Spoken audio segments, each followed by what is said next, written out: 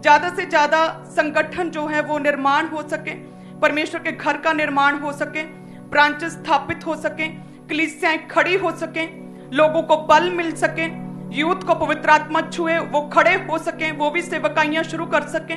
Hallelujah. सो इसीलिए परमेश्वर कहता, पौलुस कहता, मैं सब कुछ कर सकता था, हकदार था, कुछ भी गलती नहीं, लेकिन मैंने नहीं किया ताकि प्रभु के काम तेजी से बढ़ सके। हालेलुया। और जब हम कुलुस्सियों में पढ़ते हैं, कुलुस्सियों में पौलुस प्रेरित की पत्री, उसका 1 अध्याय 16 और 17 में क्या लिखा कि क्योंकि उसी में सारी वस्तुओं की सृष्टि हुई, स्वर्ग की हो अथवा पृथ्वी की, देखी या अनदेखी, क्या सिंहासन, क्या प्रभुताएं, क्या प्रधानताएं, का क्या अधिकार, सारी वस्तुएं उसी के द्वारा उसी के लिए सृजी गई। वही सब वस्तुओं में प्रथम है और सब वस्तुएं उसी में स्थिर रहती हैं। सो वो कहता है कि ऐसा नहीं कि कोई व्यक्ति कह सके कि अरे मुझ में बहुत काबिलियत थी, बहुत टैलेंटेड था, मुझ में हुनर था ये, और जिसकी वजह से मैं सफल हो गया।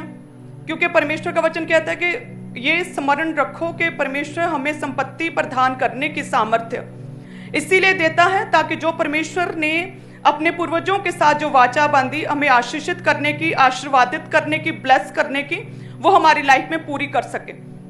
सो ये वचन कहता है कि ऐसा नहीं कि हम सक्सेसफुल अपने पैसे में, फाइनेंस में, फाइनेंशियली, अपने बिजनेस में, अपनी जो है टैलेंट की वजह से, एबिलिटी की वजह से हम हो सकते हैं, लेकिन ये परमेश्वर है जिसने सब कुछ रचा, देखा, अनदेखा, जो हम देखते हैं, जो हम नहीं पता हमें अपने फ्यूचर का, अपने बच्चों का, ये वही परमेश्वर है जिसने क्रिएट किया, जो ऑर्गेनाइजर है, जिसने सारा कुछ रचा, वही है जो हमें ब्लेस करता है ताकि हम अपनी लाइफ में टेस्टिमनी तक और मंजिल तक और हमारे रास्तों तक, जो हमने सोचा, अपने गोल तक, जो भी परमेश्वर के लिए में रहते हुए हमने सपने देखे, उन सपनों को पूरा होते हुए अपनी लाइफ में देख सकें। सो ये कौन है? ये परमेश्वर है। कहता है कि क्योंकि उसी में सारी वस्तुओं की सृष्टि हुई, स्वर्ग की हो, हेवनली हो या फिर अर्थली हो, देखी हो या अनदेखी, क्या सिंहासन, क्या प्रभुताएं, क्या बड़ी पोस्टें, क्या बड़ी जॉब्स, क्या प्रधानताएं, क्या अधिकार, क्या अथॉरिटीज, सारी वस्तुएं, सारी ब्लेसिंग्स, बरकतें उसी के द्वारा, उसी के लिए सृजी गई हैं।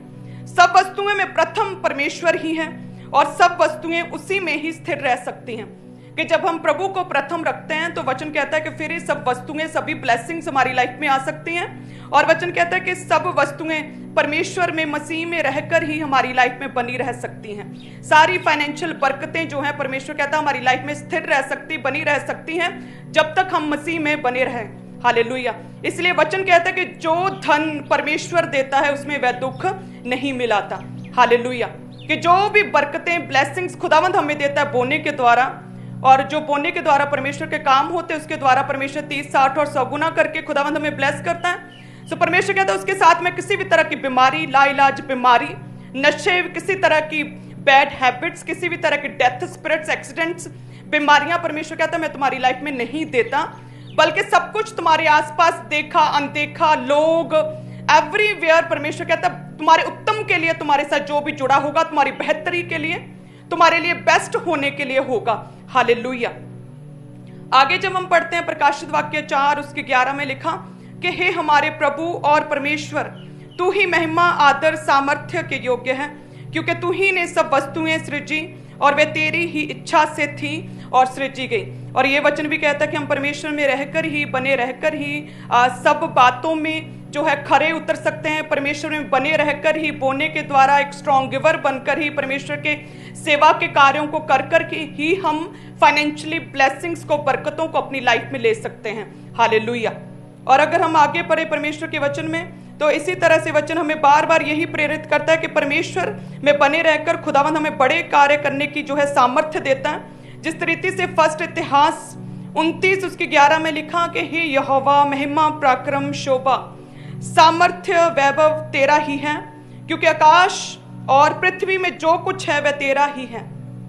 हे यहोवा, राज्य तेरा है, तू सबों के ऊपर मुख्य और महान ठहरा है। धन और महिमा तेरी ओर से मिलती है, तू सबों के ऊपर प्रभुता करता है।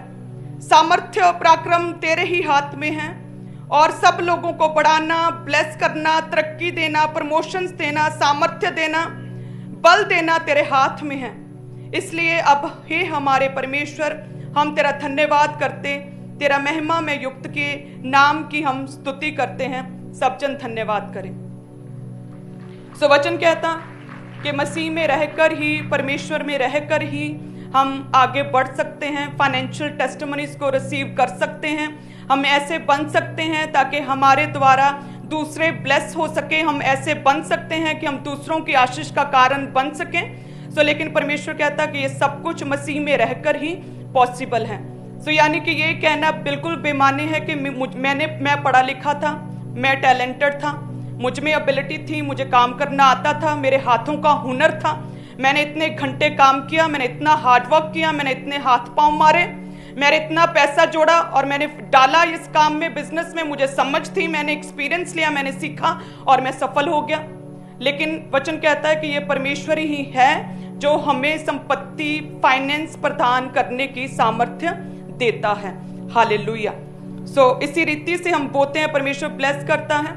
और जब हम पढ़ते हैं उत्पत्ति 28 उसकी 20, 21 और 22 में, और लिखा है कि जब परमेश्वर का टाइथ का वचन आया भी नहीं था, तब भी परमेश्वर के सच्चे दासों ने, जिन्हें परमेश्वर ने अत्यंत रीति के साथ परमेश्वर ने ब्लेस किया, फाइनेंशियली ब्लेस किया, बरकतें दी, उनका विवेक जीवित था कि जब टाइथ के विषय में परमेश्वर ने बोला भी नहीं, तब भी उन्होंने परमेश्वर के राज्य के लिए, परमेश्वर के कामों के लिए, परमेश्वर के पवित्र स्थान के लिए उन्होंने बोया था।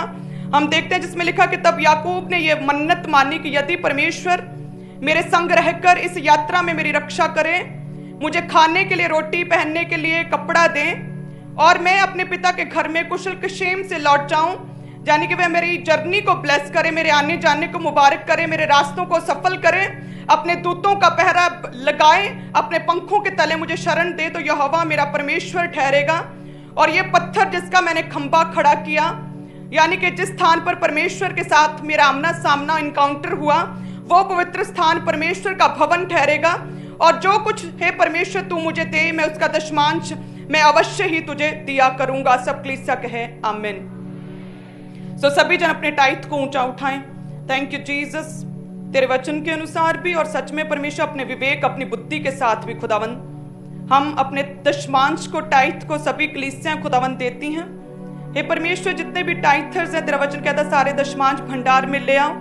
और सच में याकूब ने कहा कि जिस स्थान के ऊपर मेरा परमेश्वर के साथ एनकाउंटर हुआ, जिस स्थान के ऊपर पवित्र आत्मा ने मुझे छुआ, जिस स्थान पर परमेश्वर के पवित्र आत्मा की हैवी प्रेजेंस में हम इकट्ठे हुए, उसको मैं परमेश्वर का भवन होने के लिए, परमेश्वर कहता मैं चुन लेता हूं। और याकूब कहता कि उस स्थान के ऊपर मैं खंबा खड़ा करूंगा, वो परमेश्वर का भवन ठहरेगा और वहां पर मैं अपना दशमांश टाइथ अवश्य ही दिया करूंगा। तो परमेश्वर, जितने भी जन खुदावंत बोते हैं, वो इजराइल की बरकतें, वो याकूब की बरकतें खुदावन इनकी लाइफ का हिस्सा ठहरे, वो स्पेशल फेवर इनका हिस्सा ठहरे।